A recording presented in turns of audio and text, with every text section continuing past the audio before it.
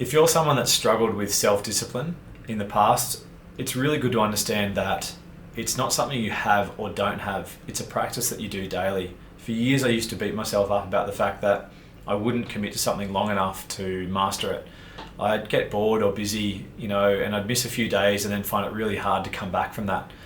I was energized at starting something, but it only took this little tiny bit distraction to bump me off track.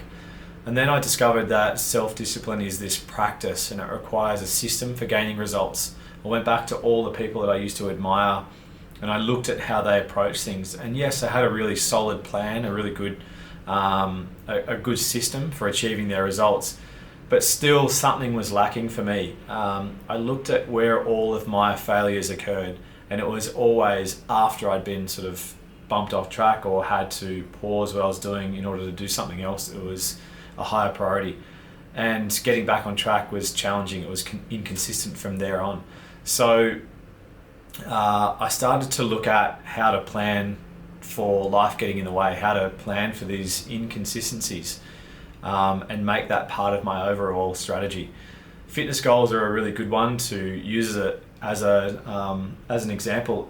I used to want to train 5 days a week, and I would do that for a period of time, but when you did 4 or 3 because of life getting in the way, I'd really beat myself up about it, and I would start to question whether I had the self-discipline to actually pull it off week in, week out and get the results I was after.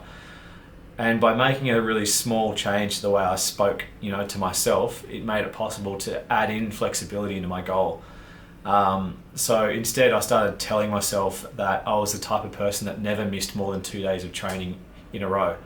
And by building in this flexibility, I was way more positive and I'd never beat myself up. It gave me the opportunity to quickly get back on track the next day or even the day after that and still be the type of person who trained often. I guess my point is optimize for being bumped off track.